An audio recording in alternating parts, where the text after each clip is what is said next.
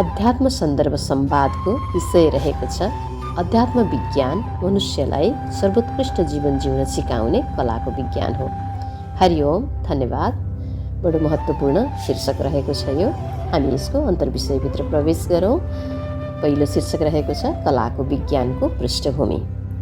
जसरी महिनाभरिमा चन्द्रमाका विभिन्न आकारका कलाहरू औँसी तथा पूर्णिमा हुन्छन्, ठीक त्यसै गरी मनुष्यको जीवन पनि एक कला हो। चन्द्रमाकै जसरी एक चक्रमा चलिरहेको हुन्छ। मनुष्य पनि जन्मन्छ, बालक हुन्छ, बालिका हुन्छ, किशोर किशोरी हुन्छ, युवा युवती हुन्छ, प्रौढ हुन्छ, वृद्ध हुन्छ र मृत्युवरण गर्छ। अनि फेरि अर्को जन्ममा नयाँ जीवन लिएर अर्को शरीरमा आउँछ, नयाँ चन्द्रमा आए जस्तै अनि चन्द्रमा डुबे जस्तै। सामान्य अर्थमा संज्ञाको रूपमा कलाको शाब्दिक अर्थ विभिन्न आकार तथा आकृति भन्ने हो र क्रियाको अर्थमा आफ्नो जीवनका हरेक घटना तथा विषयहरूलाई सबैभन्दा कुशलतम तथा उत्कृष्टतम किसिमले प्रस्तुत गर्नु र त्यसबाट सुख, खुसी, शान्ति, आनन्द तथा आत्मसन्तुष्टि हासिल गर्नुका साथै सफलता हासिल गर्न सक्नु हो। सनातन अध्यात्म विज्ञानले मनुष्यको जीवनका हरेक घटना तथा विषयहरूलाई सबैभन्दा कुशलतम तथा उत्कृष्टतम किसिमले प्रस्तुत गर्ने कलाका ज्ञान तथा विज्ञानहरू प्रदान गर्दछ तथा सिकाउँदछ। किनकि अध्यात्म विज्ञान एक अत्यन्तै विहङ्गम विषय हो र संसारभरि आजसम्म प्रतिपादन भएका तथा गरिएका सबै विधा तथा विषयहरूका कलात्मकताको समष्टि स्वरूप हो, जुन मनुष्यको क्षण क्षणका गतिविधिहरूसँग प्रत्यक्ष तथा अप्रत्यक्ष रूपमा सम्बन्धित रहेका हुन्छन्। मनुष्यको सभ्यताको विकासको क्रममा प्राचीन कालदेखि आजसम्म संसारमा भएका तथा प्रतिपादन गरिएका सबै शास्त्र, सिद्धान्त, सूत्र, ज्ञान, विज्ञान तथा नयाँ नयाँ आविष्कारहरू अध्यात्म विज्ञानबाट निश्चित भएका हुन् र यी सबै विधा तथा विषयहरूको मूल उद्देश्य मनुष्यको जीवनका समग्र आयामहरूलाई हर प्रकारले सहज, सरल, व्यवस्थित, विकसित तथा सफल र उत्कृष्टतम बनाउनु हो। मनुष्यको जीवन हर प्रकारले सहज, सरल, व्यवस्थित, विकसित र सफल तथा उत्कृष्टतम बनाउन उसका दैनिक गतिविधिहरू, जीवनशैली तथा उसको जीवनका हरेक आयामहरू, स्वास्थ्यको आयाम, सम्बन्धको आयाम, समृद्धिको आयाम, मान प्रतिष्ठा, शान्ति अथवा आन्तरिक शान्ति आदि सबै सही ढङ्गले सुचारू हुनु अत्यावश्यक हुन्छ। मनुष्यको जीवनशैली सही बनाउन उसको जीवनका केवल एक वा दुई आयामहरू मात्र सही भएर हुँदैन। उसँग प्रत्यक्ष तथा अप्रत्यक्ष रूपमा सरोकार राख्ने उसको जीवनका सबै आयामहरू व्यवस्थित र विकसित हुनु अत्यावश्यक हुन्छ उसको जीवन व्यवस्थित गर्नका लागि। जीवन भन्नाले हामीले यहाँ सांसारिक जीवन पनि जोड्छौँ र पारमार्थिक जीवन पनि जोड्छौँ, किनकि यो दुवै मनुष्यको अभिन्न अङ्ग हो उसको। किन मनुष्य स्थूल शरीरमा देखिएको मनुष्य मात्रै मनुष्य होइन। स्थूल शरीरको अन्त्यपछिको जीवन, आत्माको जीवन, चेतनाको जीवनको झन् ठुलो विषय छ, झन् ठुलो जीवन छ। मृत्युपछि र जन्म अघिको जीवन झन् महत्त्वपूर्ण छ। यसकारण स्थूल शरीर अथवा सांसारिक जीवनको अहिलेका मन, बुद्धि, अहङ्कारका अनुभवहरूको जीवन त एउटा छँदैछ। यो जीवन पनि हामीले उत्कृष्ट बनाएर जिउनुपर्छ। यसैले नै हाम्रो पारमार्थिक जीवन उत्कृष्ट बनाउन मद्दत गर्दछ। यो छोटो हुन्छ, यो जन्मेदेखि मृत्युसम्म बढीमा 100 वर्ष अथवा त्यसले हाराहारीमा औसतमा। तर जन्मिनु अघिको जीवन अनि मृत्युपछिको जीवन जुन परालौकिक संसारमा, आत्मलोकमा, शिवलोकमा हुन्छ, त्यो अत्यन्तै ठुलो विषय छ र त्यसलाई सम्पूर्ण पारमार्थिक जीवन अथवा पारमार्थिक संसारको हिसाबमा हेरिन्छ।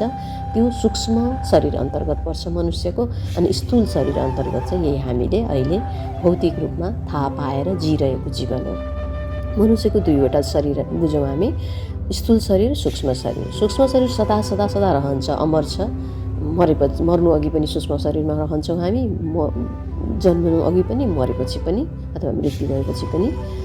अनि जन्मिनु र मृत्यु हुनुको बिचमा स्थूल शरीरमा रहन्छौँ। त्यो भनेको छोटो समय हो, तर बढी अधिकांश समय त हामी सूक्ष्म शरीरमै रहन्छौँ। हामीले स्थूल शरीरलाई पनि विकसित गर्नुपर्छ, त्यसमा कुनै शङ्का छैन। स्थूल शरीरको साथसाथै सूक्ष्म शरीरको विकासको लागि हामीले सांसारिक जीवन सँगसँगै पारमार्थिक जीवनलाई विकास गर्नुपर्छ। पारमार्थिक जीवनको विकास गर्न सिकाउने कला नै आध्यात्मिक अध्यात्म कलाको विज्ञान, अध्यात्म विज्ञान अथवा अध्यात्म दर्शन हो।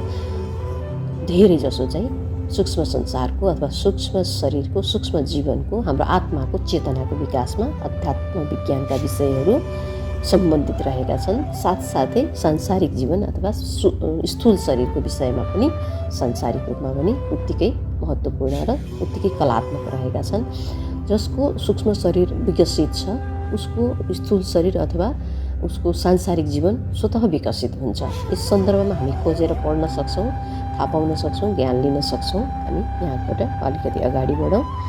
हर प्रकारले मनुष्यको जीवनशैली व्यवस्थित र विकसित गर्नका लागि सर्वप्रथम हरेक मनुष्यले आफ्नो दैनिक गतिविधिहरूमा सनातन अध्यात्म विज्ञानको प्रमुख तथा अत्यन्तै महत्त्वपूर्ण विधा योग विज्ञानका सैद्धान्तिक र व्यावहारिक ज्ञान तथा विज्ञानका साधना विधिहरूलाई निष्ठापूर्वक मानसिक तथा शारीरिक अनुसरण र प्रयोगात्मक अभ्यास गर्नु अत्यावश्यक हुन्छ। योग विज्ञानका अन्तर्विषय तथा प्रमुख 8 अङ्गहरू यम, नियम, आसन, प्राणायाम, प्रत्याहार, धारणा, ध्यान, समाधि हुन्।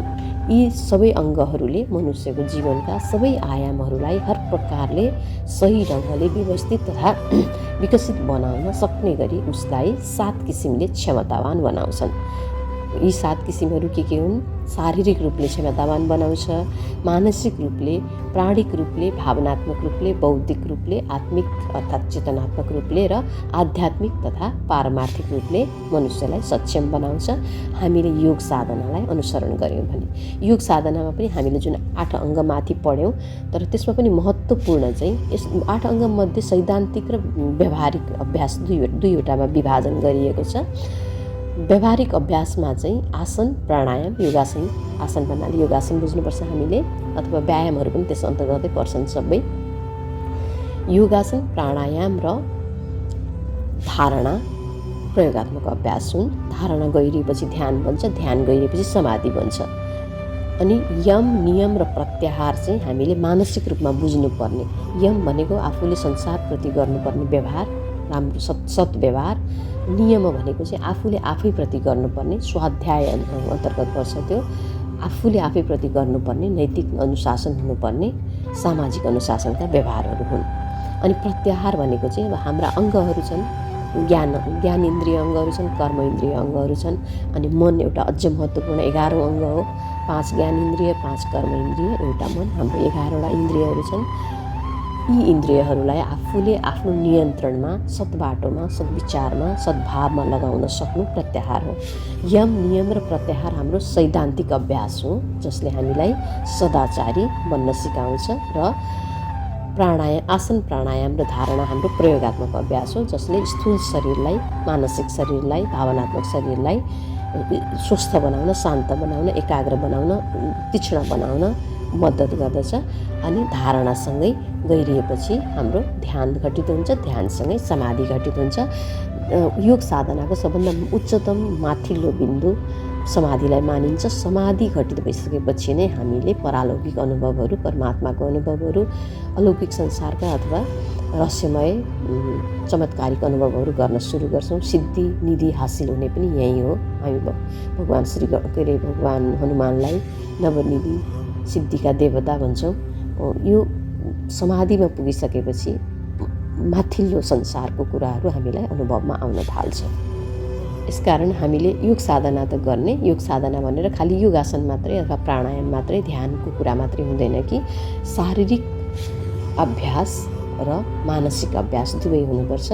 मानसिक अभ्यासले अथवा सैद्धान्तिक ज्ञानले हाम्रो व्यावहारिक ज्ञानलाई अझै परिष्कृत बनाउन मद्दत गर्छ। अनि व्यावहारिक ज्ञानले पनि हाम्रो मानसिक ज्ञानलाई अझै अनुशासित बनाउन मद्दत गर्छ। यसकारण योगासन गर्नलाई योगका 8वटा अङ्गहरूलाई हामीले अनुसरण गर्नु राम्रो हुन्छ, उपयुक्त हुन्छ, महत्त्वपूर्ण पनि छ। यो 8वटा अङ्गलाई हामीले अनुसरण नगरिकन योग साधनाको पूर्णतामा हामी पुग्नै सक्दैनौँ। योग साधनाको पूर्ण लाभ हामी लिनै सक्दैनौँ। बिस्तारै बिस्तारै गर्दै जानुपर्छ। एकैचोटि सकिँदैन, लामो प्रक्रिया लाग्छ। तर गर्न थाल्ने बित्तिकै फाइदा भइहाल्छ। योगासन थाल्ने बित्तिकै हाम्रो जीवन व्यवस्थित हुन सुरु भइहाल्छ शारीरिक रूपमा। प्राणायाम थाल्ने बित्तिकै हाम्रो शारीरिक, मानसिक, बौद्धिक, चेतनात्मक, भावनात्मक सबै जीवन व्यवस्थित अथवा स्वास्थ्य शरीर व्यवस्थित हुन प्रारम्भ भइहाल्छ। प्रत्याहारले हामीलाई सदाचारितातिर लगिहाल्छ। यम नियमले हामीलाई सामाजिक रूपमा पारिवारिक रूपमा आफू स्वयंसँग अनुशासन बनाइहाल्छ। त्यसै गरी यो सबै कुरा भइसकेपछि अनि हामी धारणामा गहिरो जान सक्छौँ। धारणा गहिरो गएपछि हामीलाई ध्यान घटित हुन्छ। ध्यान अझ गहिरो भएपछि समाधि घटित हुन्छ। समाधि नै सबैभन्दा माथिल्लो तह हो। यसपछि अनि आध्यात्मिक संसारको, परमात्माको संसारको, परालौकिक जगतको यात्रा, वास्तविक यात्रा सुरु हुन्छ। योग विज्ञानका पूर्णतः वैज्ञानिकतामा आधारित यौगिक साधनाका प्रक्रिया, विधि तथा पद्धतिहरूको मनुष्यको जीवनका सबै आयामहरूको सन्तुलित तथा व्यवस्थित विकासका लागि अत्यावश्यक पर्ने शारीरिक, मानसिक, प्राणिक, भावनात्मक, बौद्धिक, आत्मिक अर्थात् चेतनात्मक र आध्यात्मिक तथा पारमार्थिक ऊर्जाको उपलब्धता उच्चतम किसिमले उपलब्ध गराउँदछ। हामीलाई योग साधनाको यो 8वटा अङ्गको अभ्यासले यी सबै प्रकारका ऊर्जाहरू हामीलाई प्राप्त हुन्छ र जीवन व्यवस्थित, स्वास्थ्य व्यवस्थित, शरीर व्यवस्थित, सांसारिक जीवन सन्तुलित र पारमार्थिक जीवनमा विकास मिल्छ। पर्याप्त ऊर्जाको उपलब्धताले युक्त भएको मनुष्य नै शारीरिक रूपले स्थिर तथा धैर्यवान र ऊर्जावान हुन्छ। मानसिक रूपले सकारात्मक तथा एकाग्र र ऊर्जावान हुन्छ। प्राणिक रूपले आत्मबल तथा आत्मविश्वासले भरिएको र ऊर्जावान हुन्छ। भावनात्मक रूपले शान्त, प्रेमपूर्ण र ऊर्जावान हुन्छ। बौद्धिक रूपले बुद्धिमान, सृजनात्मक तथा रचनात्मक र ऊर्जावान हुन्छ। आत्मिक रूपले दृढ तथा सङ्कल्पवान र ऊर्जावान हुन्छ र आध्यात्मिक रूपले निरअहङ्कार, आस्तिक, स्वीकार तथा सेवाभावले भरिएको र ऊर्जावान हुन्छ। हामीलाई योग साधनाले यति राम्रो ऊर्जा र शरीर व्यवस्थापन, स्वास्थ्य व्यवस्थापन, जीवन व्यवस्थापनको उपलब्धिहरू दिन्छ। त्यसैले योग साधना अत्यन्तै महत्त्वपूर्ण हुन्छ। हर प्रकारले ऊर्जावान रहेको मनुष्यको आन्तरिक र बाहिरी विकास सन्तुलित रूपमा उच्चतम किसिमले भएको हुन्छ। उसको जीवनकालमा ऊभित्र उचित अवसरको अभावका कारण सुसुप्त अवस्थामा रहेका उसका जन्मजन्मका क्षमता, प्रतिभा, सृजनशीलता तथा रचनात्मकता, नवीनता, उसका सकारात्मक गुणहरूको प्रस्फुटन हुन्छ र यस्तो उच्चताले भरिएको अवस्थामा मनुष्यले आफ्नो जीवनका समग्र आयामहरूमा सही ढङ्गले व्यवस्थापन गर्दै चौतर्फी विकास गर्न र आफूले इच्छाएको सफलता हासिल गर्न सक्दछ र चरित्रवान, असल नागरिक तथा मानवको रूपमा सबैमाझ आफ्नो छवि तथा व्यक्तित्व निर्माण गर्दछ। ऊ हर प्रकारले आफू र अरूका लागि काम लाग्ने बन्दछ। यसकारण अध्यात्म विज्ञान मनुष्यलाई सर्वोत्कृष्ट जीवन जिउन सिकाउने उच्च स्तरको कलाको विज्ञान हो भनिएको हो र भनिएको मात्रै होइन, अध्यात्म विज्ञान मनुष्यलाई उच्चतम जीवन जिउन सिकाउने कलाको विज्ञान नै हो। हाम्रो हिन्दू धर्मलाई धर्मभन्दा बढी जीवन जिउने, जीवन पद्धति अथवा जीवन जिउने कला भनेर अहिले पनि हामीले भन्ने गरेका छौँ। लेखेको पनि पाइन्छ, सुनिन्छ। वास्तवमा धर्म भन्नु नै, संस्कृति भन्नु नै, संस्कार भन्नु नै मनुष्यलाई एउटा एक लयको सदाचारी जीवन पद्धतिमा लगाउनु हो। यसकारण जीवन जिउने कला हो हिन्दू धर्म। हिन्दू धर्मबाटै हामी सनातन धर्म पनि भन्छौँ हिन्दू धर्मलाई नै, अथवा सनातन धर्म नै हो। हिन्दू धर्म त पछि भनिएको हो। हिन्दू धर्मको शब्दको नाम कताबाट कसरी जोडियो भन्ने कुरा त यो त राजनीतिसँग सम्बन्धित छ। हमलाकारीहरूले चाहिँ अब यो यस विषयमा हामी नछिरौँ। अर्कै प्रकारले हिन्दू भन्ने शब्दको प्रारम्भ भएको हो। त्योभन्दा अगाडि त हामी वैदिक धर्मी हौँ, सनातन धर्मी हौँ। सनातन धर्म, वैदिक धर्म भनेको जीवन पद्धति हो, जीवन जिउने कला हो। यसले कसरी उत्कृष्टतम किसिमले मनुष्यले शरीर व्यवस्थापन गर्न सक्छ, स्वास्थ्य व्यवस्थापन गर्न सक्छ, जीवन व्यवस्थापन गर्न सक्छ, आफ्ना सम्बन्धहरू, आफ्ना रोजगारी, कला, अध्ययन, पेसा, व्यवसायहरूलाई व्यवस्थित गर्न सक्छ, कलात्मक बनाउन सक्छ, आफूलाई एकदम कुशलतम बनाउन सक्छ भन्ने नै यही नै सिकाउने हो सबै। श्रीकृष्ण प्रभुले के भन्नुभएको छ योग साधनालाई, किनभने योगका धेरै परिभाषाहरू छन्। योग एउटा विहङ्ग विषय हो, दर्शन हो, विज्ञान हो। श्रीकृष्ण प्रभुले भगवद् गीतामा योगः कर्मसु कौशलम भन्नुभएको छ। योगको परिभाषा उहाँले आफूले गर्ने कर्मलाई कुशलतापूर्वक गर्नु। जोसुकै कर्म, विद्यार्थीको कर्म पढ्ने हुन्छ, गृहिणीको कर्म घर सम्हाल्ने हुन्छ अथवा घर होममेकर बनिन्छ, त्यस्तै पेसाकर्मीको व्यवसाय गर्ने, अथवा व्यवसायीहरूको त्यही किसिमले आफ्नो नयाँ नयाँ सिर्जना गर्ने, उत्पादनहरू गर्ने अनि सेवा गर्ने समाजको, यो सबै आफ्ना आफ्ना कर्ममा एकदम कुशलतम भएर निस्किनु नै योग हो। अनि त्यसैले जीवनलाई व्यवस्थित गर्छ, स्वास्थ्य व्यवस्थित गर्छ, सम्बन्ध व्यवस्थित, समृद्धि व्यवस्थित, ऐश्वर्यवान बन्छ व्यक्ति। यो ऐश्वर्यको परिभाषा त्यस्तै राम्रो छ भगवत गीतामा। हामीलाई कस्ता कस्ता प्रकारका चिजवस्तु जीवनमा व्यवस्थित भयो भने ऐश्वर्यवान हुन्छौँ भनेर यो सबै सिकाउने अध्यात्म विज्ञान हो।